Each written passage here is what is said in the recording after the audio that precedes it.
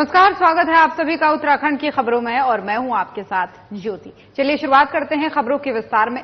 भारत दर्शन शैक्षणिक भ्रमण कार्यक्रम के अंतर्गत 80 से अधिक मेधावी छात्रों का एक समूह और अपने भ्रमण के दूसरे दिन देहरादून स्थित उत्तराखंड विधानसभा भवन पहुंचा, जहां उनका स्वागत रितु खंडूरी भूषण ने किया।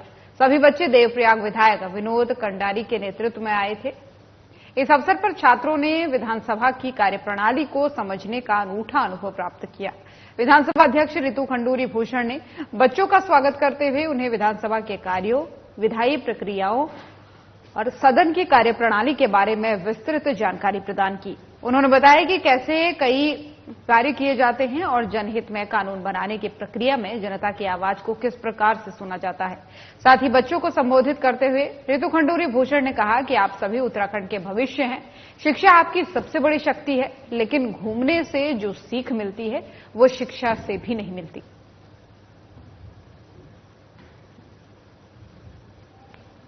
बहुत अच्छा प्रयास है हमारे विधायक जी का और मैं बधाई देना चाहूंगी देवप्रयाग के जो हमारे युवा विधायक हैं। सोच बहुत अच्छी है।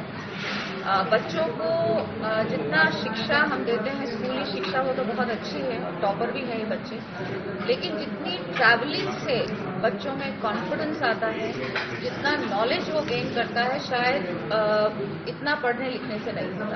तो अगर हम अपने बच्चे का ओवरऑल डेवलपमेंट चाहते हैं तो ये एक अनूठा प्रयास जो हो रहा है वो हम सभी को, जो सभी विधायक हैं उनको इसको समझना चाहिए और बच्चों को इंकरेज करना चाहिए और बच्चों को बाहर लेकर जाना चाहिए। अब जैसे बताया है विधायक जी ने कि यूपी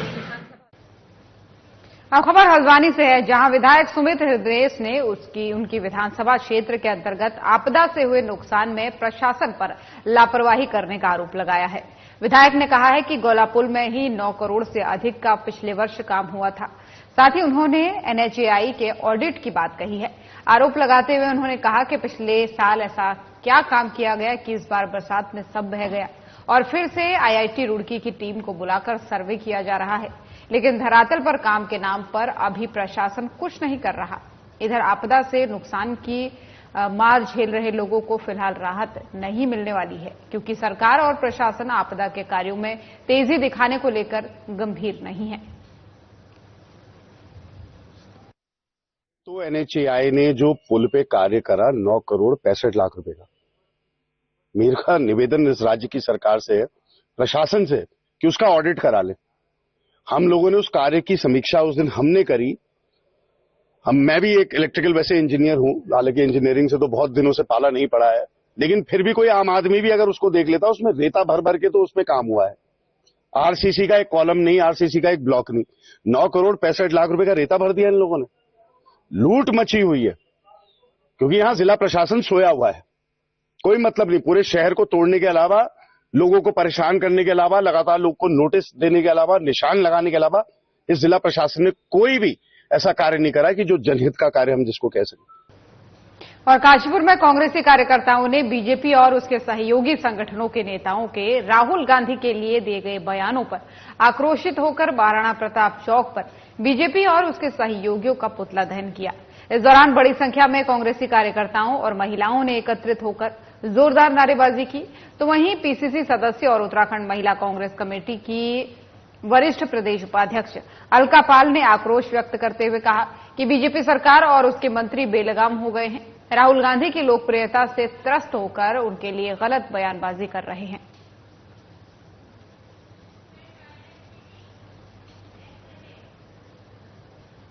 और खटीमा में मुख्य चौक पर यूथ कांग्रेस, NSUI सहित कांग्रेस कार्यकर्ताओं ने केंद्र सरकार के खिलाफ जमकर नारेबाजी की है। यूथ कांग्रेस जिला अध्यक्ष नरेंद्र आर्य के नेतृत्व में राहुल गांधी पर बीजेपी मंत्रियों, विधायकों और नेताओं की तरफ से की गई टिप्पणी को लेकर के ये मोर्चा खोला गया है। कांग्रेस कार्यकर्ताओं ने बीजेपी के मंत्रियों और विधायकों पर सार्वजनिक रूप से अमर्यादित और अनर्गल बयानबाजी करने का आरोप लगाते हुए उनके खिलाफ कार्रवाई करने, माफी मांगने और पद से हटाने की मांग की है। प्रदर्शनकारियों ने कहा कि इस तरह की बयानबाजी बीजेपी के अंदरूनी डर और बौखलाहट को दिखाती है।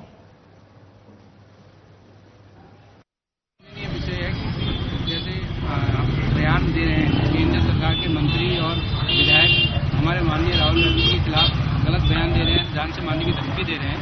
पूरे देश में आज उसका विरोध किया जा रहा है यूथ कांग्रेस के द्वारा। और कल हमारे वहाँ यूथ कांग्रेस हमारे राष्ट्रीय अध्यक्ष जी ने भी वहाँ दिल्ली में उसका विरोध किया। ऐसे जिस देश ने इस देश को आज़ादी दिलाने में और ऐसी हमारे लीडर इंदिरा गांधी जो ऐसे परिवार हैं जिन्होंने अपने प्राणों की आहुति देकर देश को बचाया, उनके खिलाफ ये लोग इस तरह से गंदे बयान देते हैं और धमकी देते हैं मारने की। मतलब शर्मनाक है जो इस तरह से सोचते हैं। और उनको क्या पता कि उनके परिवार से जो इस तरह से उन्होंने अपनी देश के लिए अपनी प्राण की आहुति दी, ये उस दर्द को क्या समझे। इनको पता ही नहीं है कि किस तरह से होता है। ये आरएसएस के लोग इतने पागल हो गए हैं क्योंकि जैसे सांसद हमारे राहुल जी सांसद में जैसे बोल रहे हैं, उनको लग रहा है कि वो उससे डर रहे हैं। और कृमि दिवस के अवसर पर प्रदेश भर में 1 से 19 वर्ष के 37 लाख से अधिक बच्चों को कृमि मुक्ति यानी पेट के कीड़ों को खत्म करने की दवाई खिलाई जाएगी, जिसके लिए एनएचएम ने अपनी तैयारी पूरी कर ली है। एनएचएम की मिशन निदेशक स्वाति सिंह भदौरिया ने कहा कि राष्ट्रीय कृमि दिवस के लिए हमारी दवाइयां सभी जिलों में पहुंच चुकी हैं। शिक्षा विभाग भी तत्परता से इनमें काम कर रहा है। साथ ही उन्होंने कहा कि कृमि मुक्ति की दवाई सभी स्कूलों में बच्चों को खिलाई जाएगी।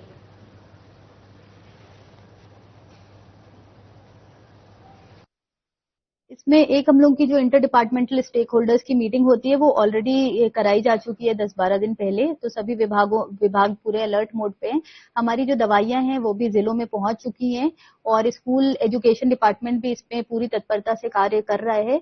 और जो हमारा 10 सितंबर को डेट इसका फिक्स किया गया है, 10 सितंबर को सभी स्कूल्स में ये दवाइयां बच्चों को खिलाई जाएंगी। उसमें क्या डूज एंड डोंट्स है, उसमें AEFI किस प्रकार से साइड इफेक्ट्स वगैरह हो सकते हैं, उसमें उस स्थिति में कैसे क्या करना है, इसकी ट्रेनिंग्स भी सभी को दी जा चुकी है। और साथ में 10 सितंबर के बाद अगर कोई बच्चा उस दिन एब्सेंट है या किसी कारणवश इसको दवाई नहीं दी जा सकी है तो 18 तथा 19 सितंबर को इसका एक मॉपअप सेशन भी रखा गया है, जिससे हमारा पूरा 100% डिवॉर्मिंग टैबलेट्स। और देहरादून में डेंगू का खतरा लगातार बना हुआ है। आंकड़ों पर अगर नजर डालें तो अब तक करीब 9 मामले दर्ज हुए हैं जो नाक के बराबर हैं। हालांकि पिछले सालों के मुकाबले मौजूदा समय में डेंगू और चिकनगुनिया जैसी मच्छर जनित बीमारियों के बढ़ते खतरे पर अंकुश लगाने में सिस्टम सफल साबित हुआ है, जिससे डेंगू पर लगाम लग पाई है। लेकिन अभी भी खतरा बरकरार है। अब ऐसे में जिलाधिकारी सविन बंसल का डेंगू के खिलाफ एक्शन शुरू हो गया है। जिलाधिकारी सविन बंसल ने कहा कि डेंगू के खतरे को देखते हुए अधिकारियों को निर्देशित किया जा चुका है। वहीं आशा कार्यकर्तियों के साथ भी एक संवाद कार्यक्रम स्थापित किया गया, जिसमें बढ़ते डेंगू के खतरे के साथ जन जागरूकता पर चर्चा की गई और किस तरह से डेंगू पर काबू पाया जा सकता है, इस पर भी जोर दिया गया। वहीं संवाद कार्यक्रम में स्वास्थ्य विभाग के साथ साथ नगर निगम के अधिकारी भी मौजूद रहे।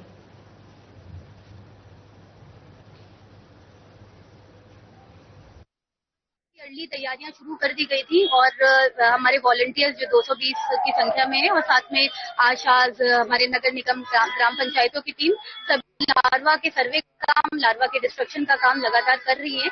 और इसीलिए इसी का नतीजा है कि इस बार बाकी वर्षों के कंपैरिजन में हम लोग काफी कम अभी डेंगू के केसेस आए। और दिनेशपुर में चोरों के हौसले बुलंद हैं। लगातार चोरी की घटनाएं बढ़ती जा रही हैं। चोरों ने मंदिर को निशाना बनाया है और आनंद खेड़ा नंबर 1 में शीतला मंदिर में चोरों ने गुल्लक के साथ पूरा सामान साफ कर लिया। ग्रामीणों का कहना है कि शीतला मंदिर में इससे भी पहले 2 बार चोरी हो चुकी है। पुलिस को सूचना दी गई कि आज तक चोरी का कोई खुलासा नहीं हो पाया है।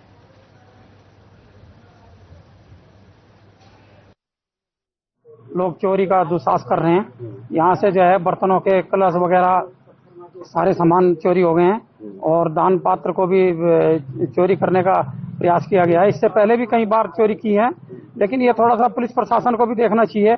ऐसे लोगों को जो है कम से कम चिन्हित करें जो रात को 2 बजे के बाद घूमते हैं, ऐसे काम करते हैं।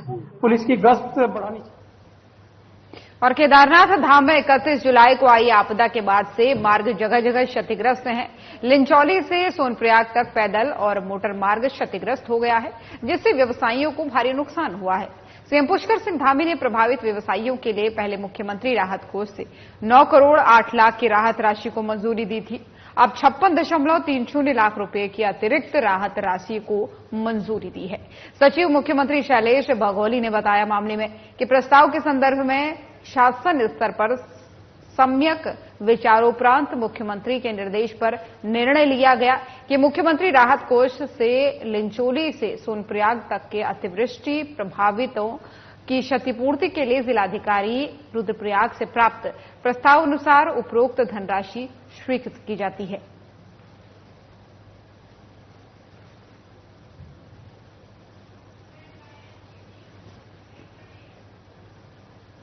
उत्तराखंड कांग्रेस की केदारनाथ बचाओ यात्रा समाप्त हो गई है। कांग्रेस के प्रदेश अध्यक्ष करण माहरा के नेतृत्व में आयोजित इस यात्रा में पार्टी के कई वरिष्ठ नेता शामिल हुए।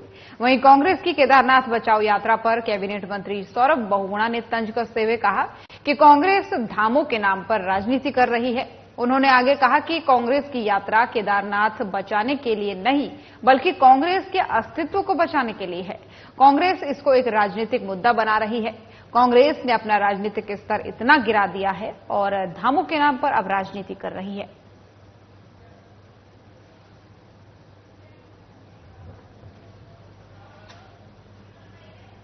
पार्टी है वो अपना काम करेंगे, हम अपना करेंगे, लेकिन मुझे थोड़ा सा दुख है कि हमारे उत्तराखंड में कभी भी आज तक धामों के नाम पे राजनीति नहीं हुई है।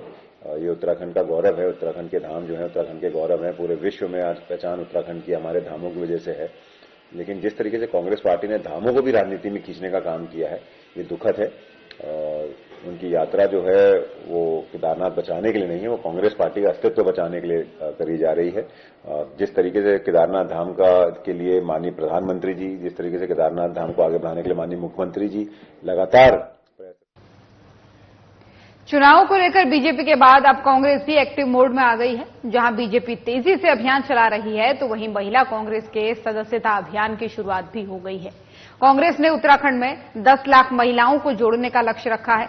वहीं कांग्रेस की सदस्यता अभियान पर बीजेपी ने तंज कसा है और बीजेपी प्रदेश अध्यक्ष महेंद्र भट्ट का कहना है कि 2 सितंबर से शुरू हुआ बीजेपी सदस्यता अभियान तेजी से चल रहा है और लोग बीजेपी की सदस्यता लेने के लिए आतुर हैं। लगातार जनता पार्टी से जुड़ रहे हैं लोग, भारतीय जनता पार्टी से। उन्होंने कांग्रेस पर तंज कसते हुए कहा कि कांग्रेस में न तो कोई संविधान है और न ही व्यवस्थाएं, इसलिए महिला कांग्रेस अलग सदस्यता करेगी।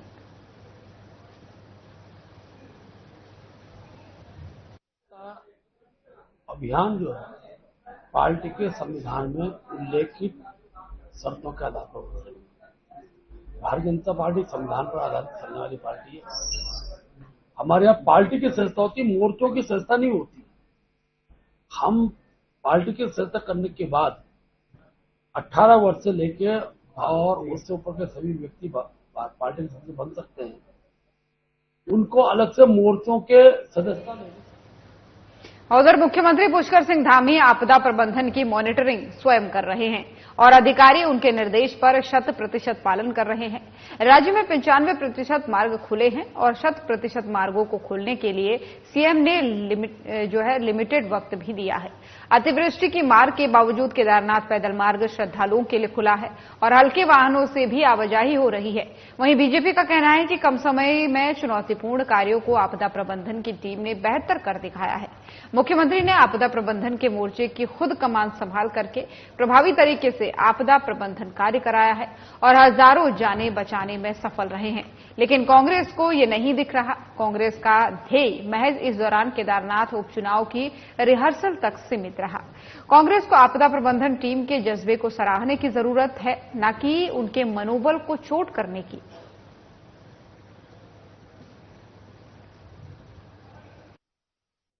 अभी कुछ दिन पहले, 2 दिन पहले ही माननीय मुख्यमंत्री जी ने सारे अधिकारियों की बैठक ली, पीडब्ल्यूडी के अधिकारियों की बैठक ली, पीएमजीएसवाई के अधिकारियों की बैठक ली और जितनी भी प्रदेश में सड़कें बंद हैं उनको खोलने के आदेश दिए हैं। कुछ सड़कें खुल भी गई हैं।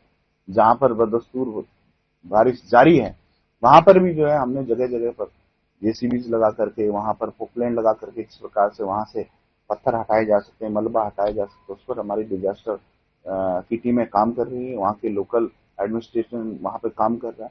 कांग्रेस केवल सस्ती लोकप्रियता हासिल करना चाहती है, इससे कुछ होने वाला नहीं। ये वही पार्टी है, जब कोरोना वैश्विक महामारी आई तो पूरे का पूरा विपक्ष जो है कई दिनों तक लॉकडाउन में था, अपने बंद कमरों से बयानबाजी कर रहा था। पौड़ी युवा कांग्रेस ने वनंतरा हत्याकांड के 2 वर्ष पूर्ण होने पर मृतका अंकिता की बरसी पर शहर के एजेंसी चौक से अपर बाजार धार रोड होते हुए बस अड्डे तक कैंडल मार्च निकाला और बस अड्डे पर स्थित जयानंद भारती की मूर्ति के सामने 2 मिनट का मौन रख दिवंगत आत्मा की शांति के लिए प्रार्थना की। इस मौके पर युवा कांग्रेस के जिलाध्यक्ष मोहित सिंह और कांग्रेस जिलाध्यक्ष विनोद नेगी ने कहा कि प्रदेश में महिला अपराधों पर अंकुश लगाने में बीजेपी सरकार नाकाम रही है। कहा कि आज तक सरकार अंकिता भंडारी हत्याकांड मामले में पीड़ित परिवार को न्याय नहीं दिला पाई।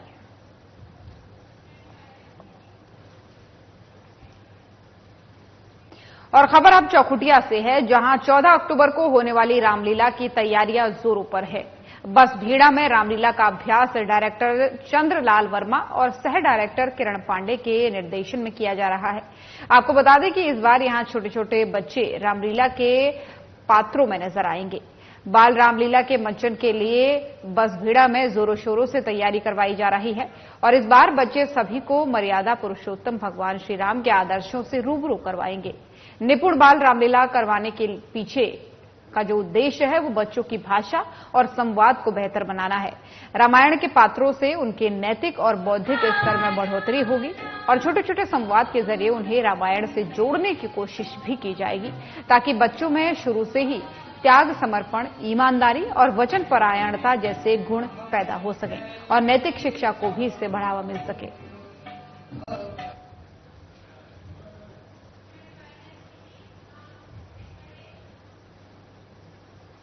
प्रदेश में लंबित चल रहे वन और वन्य जीवों में संबंधित मामलों का यूकेडी ने जल्द निपटारा करने के लिए सीएम से मांग की है। उत्तराखंड क्रांति दल के केंद्रीय संरक्षक डॉक्टर शक्ति शैल कपरवार ने कोटद्वार में मीडिया को दिए अपने एक बयान में कहा कि स्टेट में वन्यजीव बोर्ड के अध्यक्ष मुख्यमंत्री जबकि केंद्र में प्रधानमंत्री होते हैं, लिहाजा इन दोनों ऑफिसों में वन और वन्य जीवों से जितने भी मामले लंबित हैं उनका जल्द से जल्द निराकरण हो।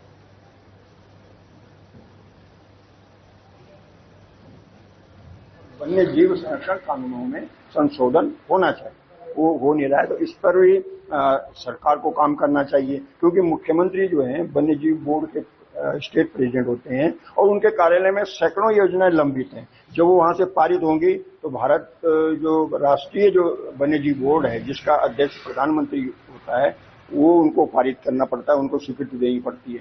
तो ये दोनों ऑफिसों में जो है वन्य जीव बोर्ड और वन्य जीव से जुड़े हुए जितने भी उनके बाधाओं कारण जो विकास कार्य रुके हैं वो इन दोनों ऑफिसों में। उत्तराखंड में जितनी मांग सशक्त भू कानून लागू करने के लिए उठ रही है उससे ज्यादा अब भूमि बंदोबस्त करने की आवाज उठने लगी है क्योंकि बिना भूमि बंदोबस्त के भू कानून किसी काम का नहीं रह पाएगा। आपको बता दें कि 1962 के बाद से अभी तक राज्य में भूमि बंदोबस्त नहीं हो पाया है। उत्तराखंड राज्य की भौगोलिक संरचना इतनी विषम है कि यहां पर किसी भी कानून को लागू करने में कड़ी मशक्कत का सामना करना पड़ता है।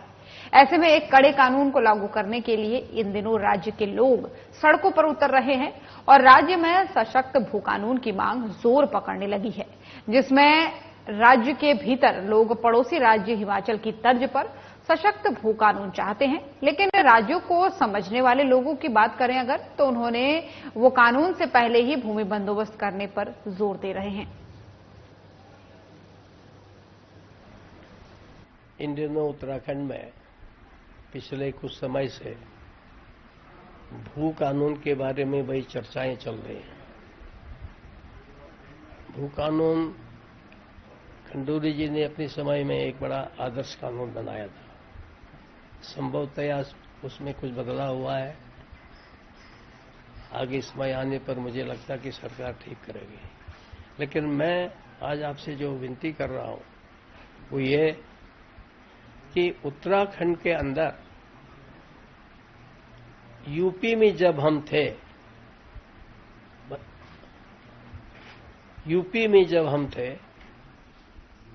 1962-64 में बंदोबस्त हुआ, लैंड सेटलमेंट हुआ, उसके बाद कभी। अब खबर रुड़की से है, जहां एडीबी की लापरवाही के चलते कई जगहों पर सड़कों में खतरनाक गड्ढे बने हुए हैं, जिनको लेकर के कई बार दुर्घटनाएं भी हो चुकी हैं, जिसे लेकर के समाजसेवी मास्टर दीपक लखवान ने सड़कों में बड़े बड़े गड्ढों पर बीजेपी का झंडा लगाकर जनप्रतिनिधियों पर निशाना साधा है। जब हम कल ये काम कर रहे थे, ये काम कल से इसलिए शुरू किया कि परसों रात एक बहुत बड़ा हादसा यहाँ हुआ कि एक कार कम से कम 12 फुट हवा में उछली और वो कई कलाबाजी खा के वहां जाके गिरी। वो तो अच्छा हुआ उधर से कोई नहीं आ रहा था और कार में जो थे लोग वो सुरक्षित रह गए। वो कार पूरी तरीके से डैमेज हो गई। जब हम कल ये लगा रहे थे तो हमने चारों तरफ ये अभियान शुरू करा। हम कह रहे हैं कि सदस्यता अभियान से अच्छा होता कि अगर भाजपा समस्या अभियान चलाती।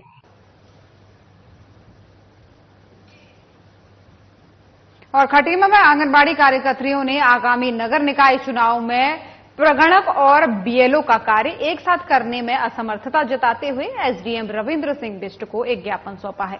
ज्ञापन में उन्होंने लिखा है कि वर्तमान में बाल विकास विभाग द्वारा पोषण माह के अंतर्गत इसमें कार्यक्रम कराए जा रहे हैं। इसके अलावा भारत निर्वाचन के अंतर्गत ऑफलाइन और ऑनलाइन सत्यापन का कार्य भी प्रगति पर है, जिसकी वजह से आगामी नगर निकाय चुनाव में प्रगणक का कार्य आंगनबाड़ी कार्यकर्त्रियों द्वारा कर पाना असंभव है। वर्कलोड अधिक होने की वजह से उन्होंने गुहार लगाई है कि आगामी नगर निकाय चुनाव में प्रगणक का कार्य किसी और विभाग को सौंप दिया जाए।